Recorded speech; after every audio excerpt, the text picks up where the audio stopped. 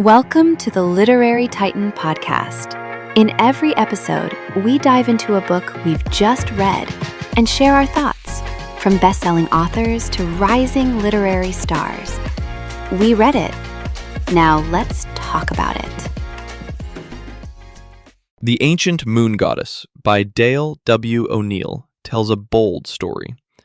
The authors argue that early humans saw menstrual blood as moon blood and as the raw stuff of life. So the first religion centered on a powerful moon goddess.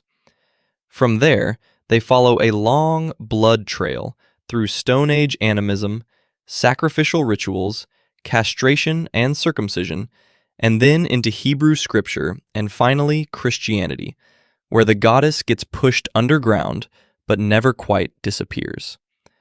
The book mixes myth analysis, archaeology, and close readings of biblical texts to claim that many familiar doctrines about sin, sacrifice, and salvation grew out of this older goddess religion.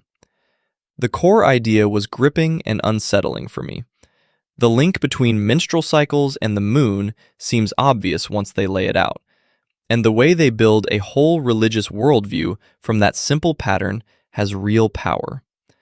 I felt drawn in when they described ancient people living in a spirit-filled world, where every hill and river had a soul, and where the moon's waxing and waning set the rhythm for life, death, and rebirth. Their account of how sacrificial systems grow from imitation of the moon's self-emptying cycle hits hard emotionally, because it turns grim stories of blood and death into a kind of tragic misunderstanding of nature rather than pure cruelty.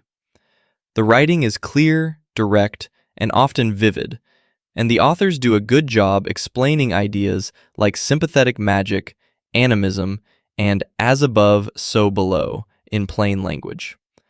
The personal backstory of Dale O'Neill's exit from evangelical Christianity gives the project emotional weight and makes the stakes of the argument feel very real, especially when he wrestles with doctrines of hell, female subordination, and blood atonement. The tone carries a clear, unapologetic conviction that readers may find energizing, and its strong critique of patriarchy keeps the argument sharp and focused.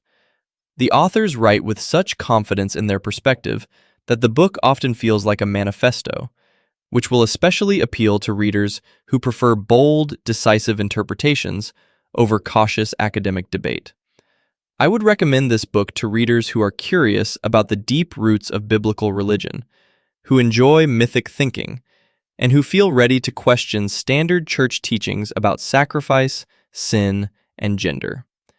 I think it will especially resonate with ex-believers, feminist readers, fans of Joseph Campbell or Marija Gimbutas, and anyone who likes bold, big-picture narratives about religion's origin and evolution.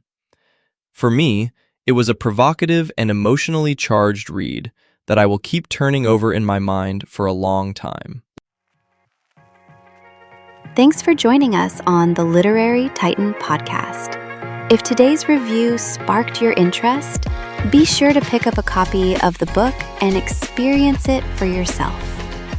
If you enjoyed the episode, don't forget to subscribe, leave a rating, or share it with a fellow book lover. Until next time, keep reading, not just to escape, but to grow.